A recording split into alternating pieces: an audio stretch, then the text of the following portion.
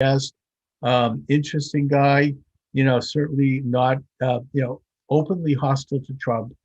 I mean, to me, I thought that my most interesting thought was that how did it come about that David Fisher, who is a Trump hater by any definition, I don't think he would feel offended by my saying that, how it is that he was called upon to write the campaign book for the Trump campaign.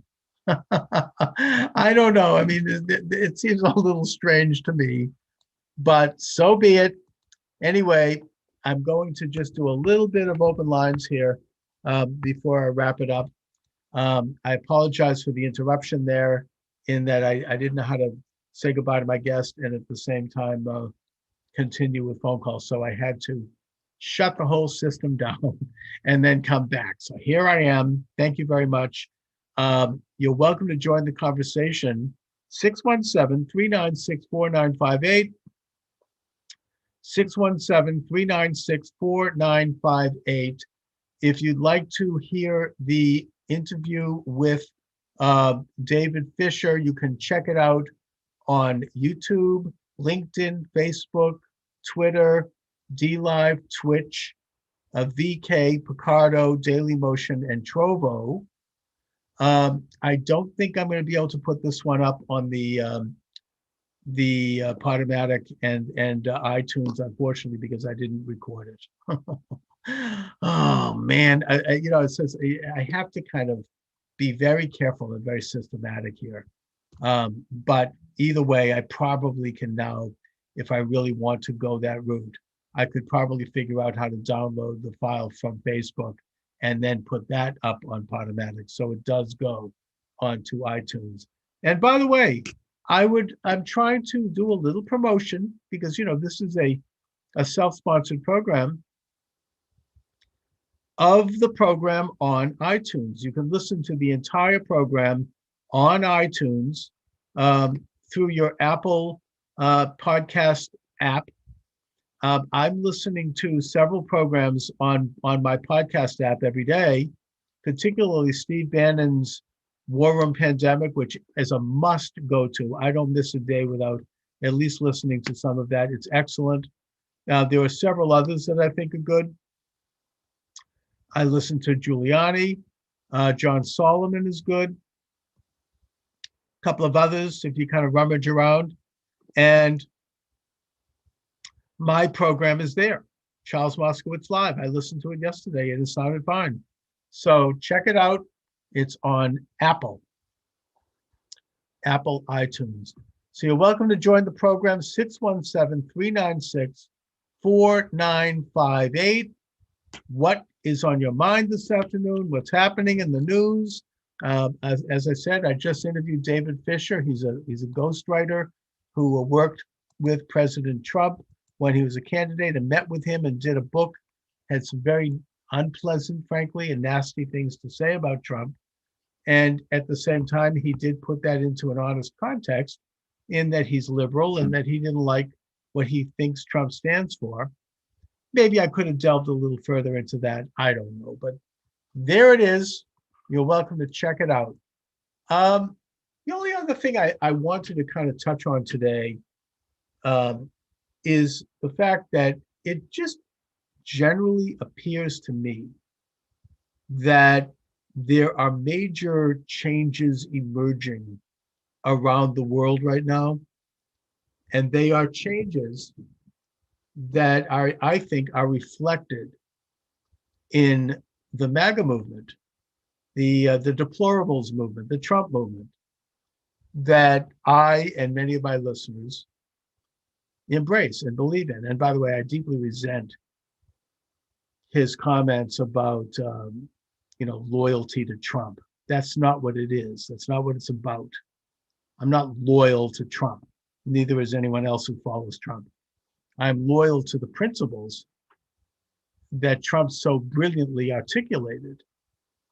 And those principles can be described. Oh, thank you. Candace Owens. Yeah, also good. Thank you. Also on iTunes. Check it out. I've been following her on YouTube and she's great. Really amazing. I loved her testimony in Congress when Senator Liu accused her of being pro-Hitler. Oh, she completely flattened him, knocked him right on his backside. Um, anyway, the movement is not because we love Trump. That's not what it is. That's not what Trump expects it to be. I think my guest, David Fisher, was filtering that through, frankly, a left-wing view of leadership and of hero worship, which is what the left is all about. They need to have a hero, whether it be Barack Obama or Clinton or Hillary or, I don't think that, I don't know if they actually say that about Biden, and they can't say it about Harris. So they're depending on censorship, and they're just sort of, keeping the ball running, looking for the next great and glorious liberator of the masses to come along. We'll see. We're going to see somebody probably emerge. Is it Anthony Fauci? He does seem to have taken on that sacred quality. Wasn't he put on the cover of Time magazine recently? Here's a guy who was authorizing gain of function research at the Wuhan lab and lied about it. Not even to just Trump, but to Obama. And you hear him constantly on the mainstream media, and they say nothing about it. It's as if it didn't happen. I mean, Jim Browdy here in Boston had him up, says nothing. This shows how corrupt the media really is and how much in the pocket they are. It's disgusting. But getting back to the basic issue I wanted to bring up, there are changes all around the world right now that favor freedom. Not just in this country, where there is a growing movement of people who, I don't want to get into it because it's censored on YouTube, but let's just say they think there might have been election improprieties, leave it at that. The point is that this is spreading all over the world. You right now have in Cuba a movement that is actively trying to overthrow the old internationalist, rotten, illuminated, corrupt, leftist, Marxist, Leninist, Stalinist, communist regime. This is the first time this has happened, I think, to this degree, since Castro was put in power by the left. You have an assassination, not just in Haiti, but apparently in four African countries, Haiti's not Africa, that seem to be, let's just say there's a similarity in that all of these leaders were asserting national sovereignty. They were Trump people, all of them. Jovenel Moïse was apparently very much a Trump guy. They were asserting their nation first in the world. They were rejecting the internationalist, amoral, old order that sought to turn the world into essentially an ant colony, in order that where nation states would become provinces and they would become dependent upon this unelected internationalist interlocking bureaucracy made up of certain select corporations backed by secret societies and militaries and appointed agencies that operate as governments. In other words, what President Trump calls the deep state, what Eisenhower called the military-industrial complex, what C. Wright Mills, a psychologist, called the power elite, what Fletcher School of Law and Diplomacy professor Michael Glennon, who served as the legal counsel to the U.S. Senate under Clinton, called the double government. This is the international national security state that interlocks all over the world. These leaders were going up against it. They were standing up for their own people, their own sovereignty, and they all were murdered within this last year. The most recent example being Jovenel Moïse from Haiti. All right. You have Uprisings you have a new government in Moldova, which is rejecting the Russian oligarchs who intersect with this group. You've got almost a rebellion in France. You've got, they say, of course, there's Brexit in England. And they say, oh, well, this is all because of COVID. That's part of it. Not necessarily in the way that you think they mean it. It has more to do with the fact that people are tired of these government lockdowns that are run all over the world, and of the mask mandates, and of the mandated possible vaccine passports. This is all part of the Great Reset. I don't want to go too far into this because I'll get censored on YouTube. Make up your own mind, do your own research, check out programs that are more in the venue of the free media. I'm up on those. BitChute, Minds, Rumble, Parler, a lot of any of them. But the point I'm making here, and I'm not going to stay long. I'm just going to if you're welcome to join me in this final segment. If you want to call in, I'd be happy to entertain your call. 617-396-4958.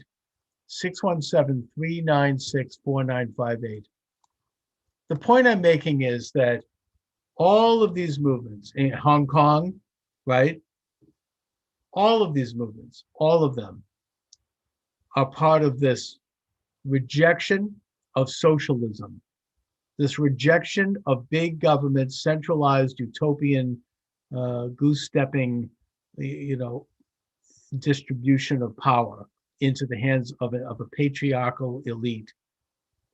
All of them involve nationalism in the sense that, in the American sense, not in the American sense in a chauvinistic way, but more just there are certain principles that we as a people embraced that are available to any people in the context of their own culture.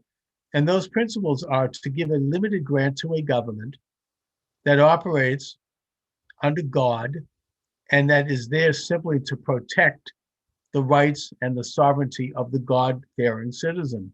That sovereignty comes from God, and then it's given to the people, who then give a grant of power to a man-made government in order to preserve, protect, and defend those rights. Not the oligarchic, internationalist, socialist vision, which is that rights are given by the state. There is no God. And that the state decides who gets the rights depending upon whether they're doing whatever vague ideas the oligarch wants done at any given time. There's a rejection of that. There's a growing awareness of how that's wrong. Anyway, I think that I'm going to wrap it up at this point. And we who believe this are the majority. Absolutely. Absolutely, we are. Always have been. It's just a matter of our becoming active in the way we can. My activeness, my activity, my activism is doing the show, writing my blogs, doing my TikToks. I do what I can in a limited capacity. We all can find things we can do to raise awareness about the nature of freedom.